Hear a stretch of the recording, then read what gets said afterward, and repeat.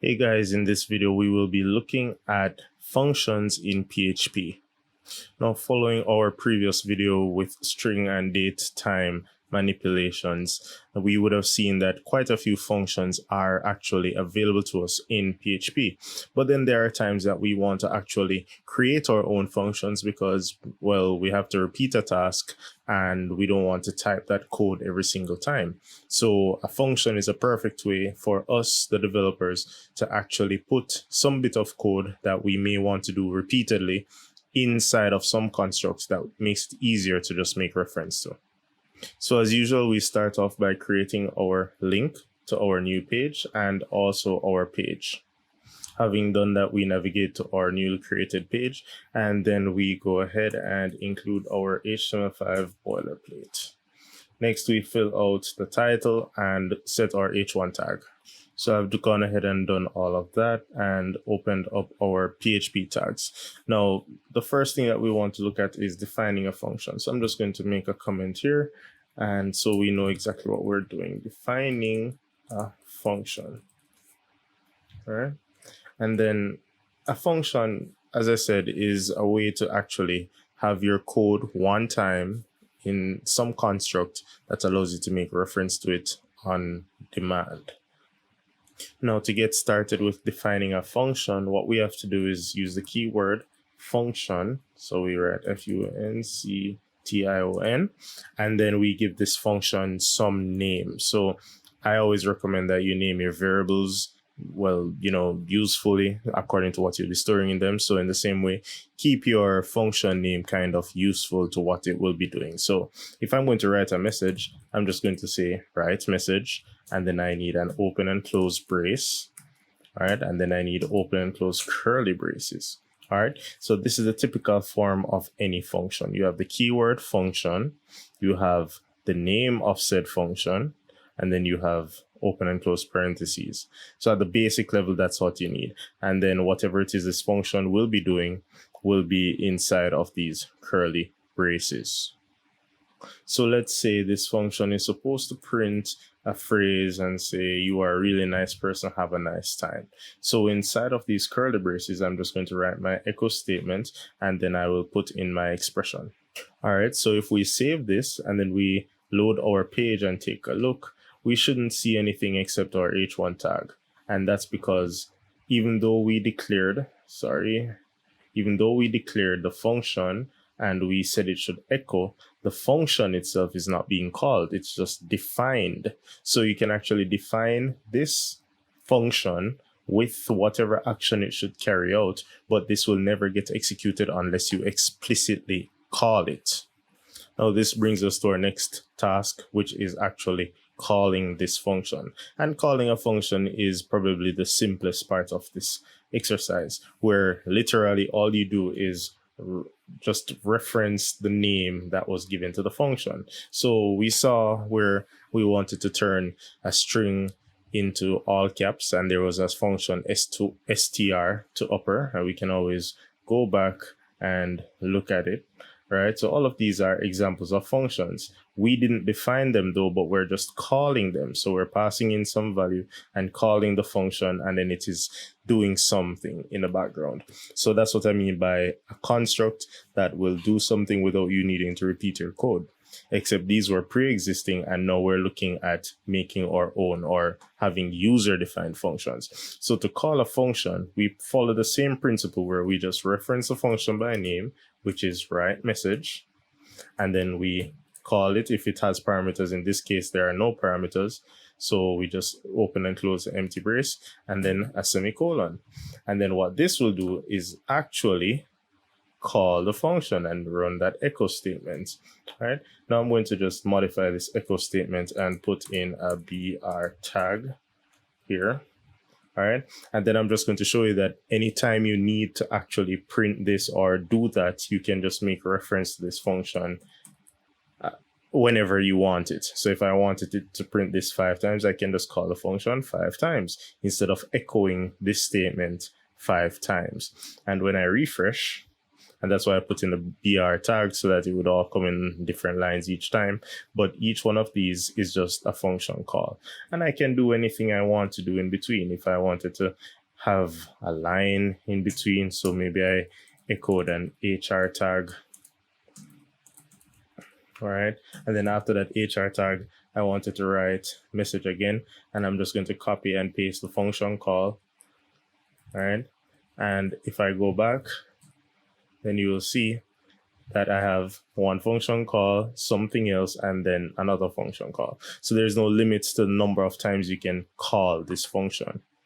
Now, one thing to note, it is always a good idea to define your function before you make reference to it. If you attempt to do it in the other way, in the other order, then you might run into problems. So it's always good to have your function definitions at the top of your page and then the rest of the code down below, because then when the page renders and it hits this line where it's referencing it, it knows that it was already declared up top. Now let's look at defining another function, and this one has parameters. So I'm just going to create a new section here, and what I'm going to do is define a function, and I'm going to call it add numbers. All right. So I write my keyword function, and then I'm calling it add, let's say add function. So this function is going to add 2 numbers. Now, the 2 numbers that I want to add, I want to be able to get that from my program. I don't want to predetermine those. So I'm just going to put in my parentheses in the parameter listing a space for num1 and num2. So I did mention that you have parameters. So if we look back here, whenever we passed a value into the function call, that was us passing in a parameter value. Okay, so in the function definition for UC first word, you see it has function, UC first, and then it has some variable called str. So that is the parameter that it was defined to look for. However, it is just saying that you need to pass in something here that is of some form of string value. All right, so in this case, I'm just hinting at my users that whenever you're going to use this function called add function, I need a number 1 and a number 2. It has to be both. I have to get 2 numbers in order to carry out the action. So then I'm going to go on and I'm going to say sum, and we're going to do a bit of math here, is equal to num1 plus num2. And then at the end of that, I'm going to echo, and I'm going to get a bit creative with my echo statement. And I'm going to say the sum of num1 and num2 is colon, and then I'm going to print the variable sum. So I'm using my interpolation here, and I'm getting some number here, some number there, doing some math where I'm adding them and storing them in another variable called sum. And then I'm going to say echo the sum of that first value and that second value is, and then have that final value. And then I'm just going to print a BR tag after that. So in case I call the function multiple times with multiple values, it will all print in different lines. All right. So now that we've defined our function and it's called add function, I'm actually going to go down and I'm going to call add function. So what if I wanted to add 2 numbers, maybe 10 and 20? And then let's see what happens. So I go back to my page, refresh, and there we go. The sentence is printed saying the sum of 10 and 20 is 30. So the interpolation is working. The sum of whatever value was passed in as the first variable or the first parameter, which is 10, that's what gets stored in this variable called num1. And then I passed in 20, and that's what gets stored in num2. And just the same way, if I had a variable and I call it just num, and I assign 500 to it, then I can call add function again. And then I can say I want to add 10 to whatever value is inside the variable num. So it doesn't have to be a static value. This is what you call a static value. It can be a variable, all right, as long as it is a number, because what I'm doing has to do with numbers. So if I pass in a string, then it is probable that it would break the function. So let's experiment with that. What if I passed in a string instead of number 10? Let's see how that would work out. Let's pass in 2 strings. So I'm going to pass in 50 and 10, and I'm using the 2 different quotation marks. So let's see how flexible PHP is or is not. And if we look at what's happening, it's printing out the sum of 10 and 500 is 510. And even if we pass in a string, it's still kind of doing the math, all right? As we discussed earlier, PHP is not very strongly typed, so it's not going to hold at ransom for if you use a quotation mark sometimes with a number, it's still going to kind of process it and contextually say, oh, well, even though you pass in a string, the string is a number and you are adding, so I can still do this, all right? So that is how a user-defined function with parameters is defined, and by extension, this is how it is called. Now, on the flip side, you can actually pass a parameter into the function. Well, we just did that, so this is what you call passing by value, all right? So we have some value here, and even if it's another variable, but we are passing it in by value, and there's nothing I can do in the function to actually change the original value of num.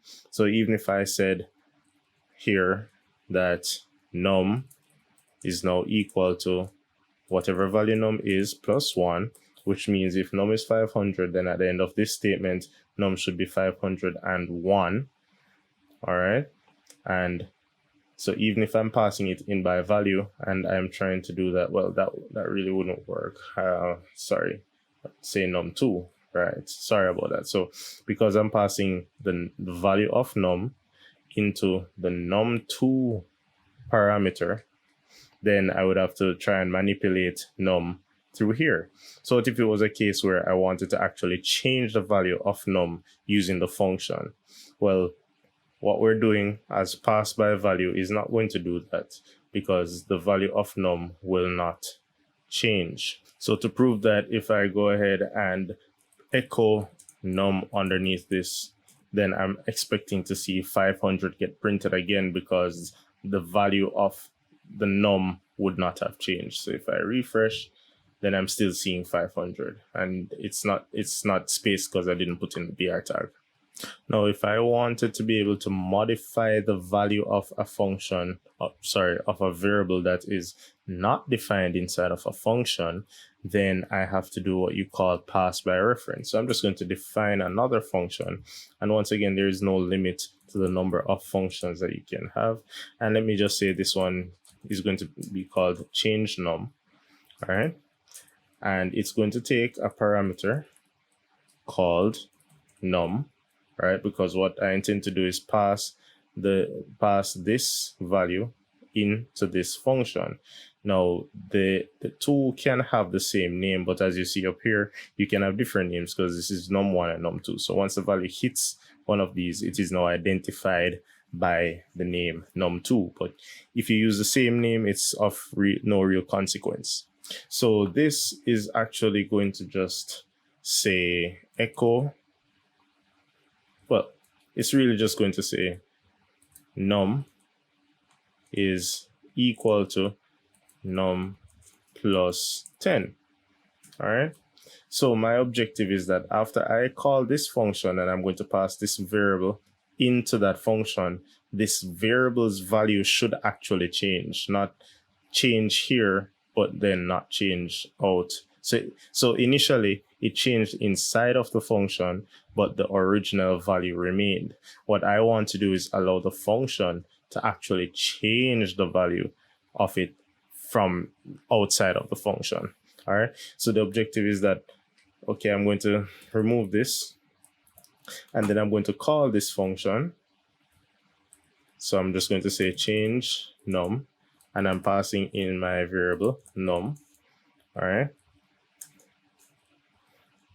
Sorry. And then underneath it, I'm going to echo num. and I'll just concatenate this with a BR tag. So I hope you see that there are many ways to do this BR tag and the string and the printing and so on, because you could do it all in one line with interpolation. You can concatenate it, and this is really a number being concatenated onto a string. So there are quite a few options available to you. All right, so back to our objective. I am trying to make change num change the value from being 500.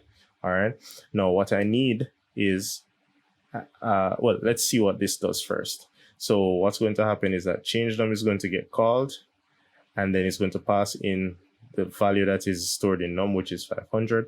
And then change num is just going to say 500. Well, this variable is now equal to whatever its value was plus 10. And a shorter way to write this, and I'll just write it underneath, is actually num plus equals and then the value. So that's a more succinct way to write this. All right, so I'm saying 500 plus 10, and whatever value this comes up to, now you store that in that variable.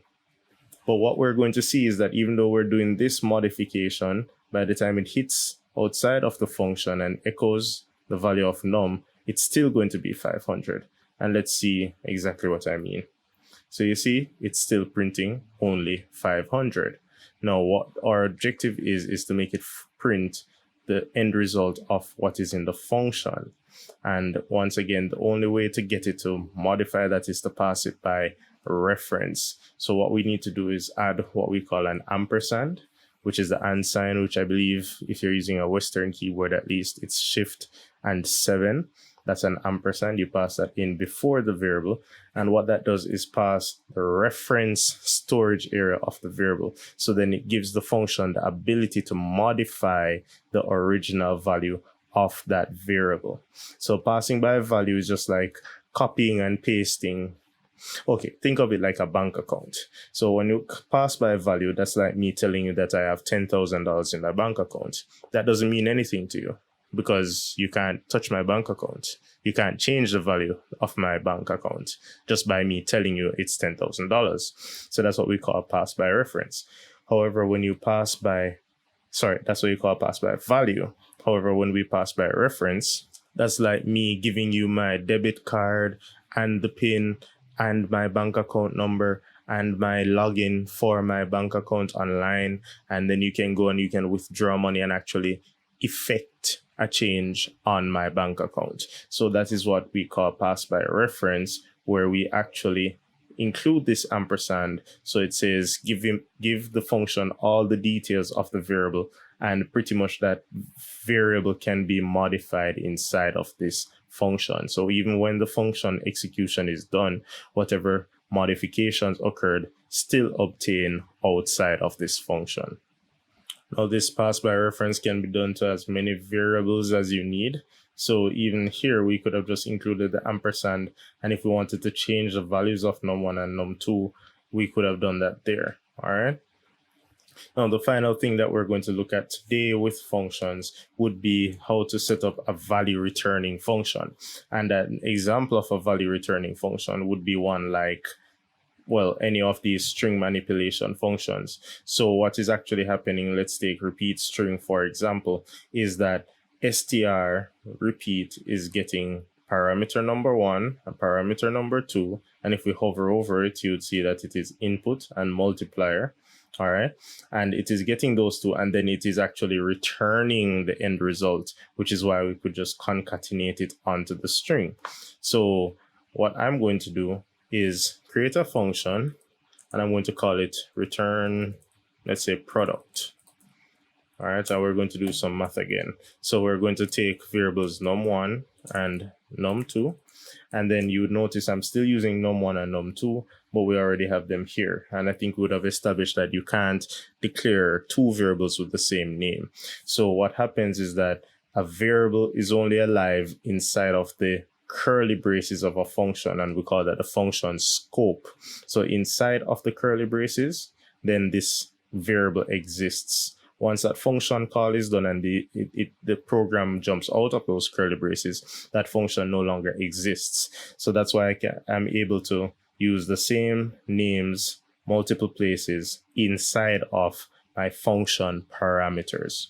All right, so I'm going to open my curly braces or start defining the scope and scope of actions for this function.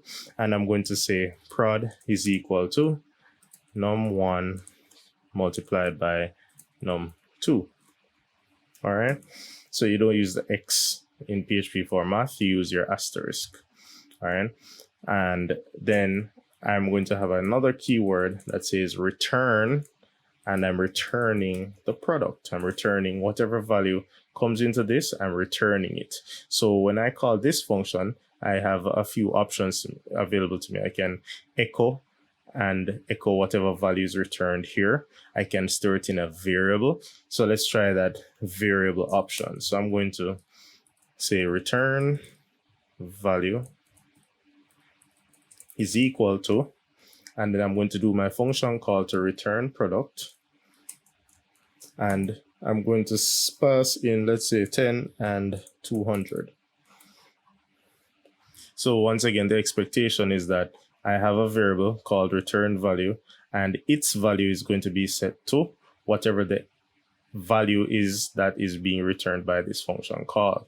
And this function call, getting the parameters 10 and 200, let me just put on my semicolon, is going to go ahead and get the product of 10 and 200, or 10 times 200, and then it's going to return that.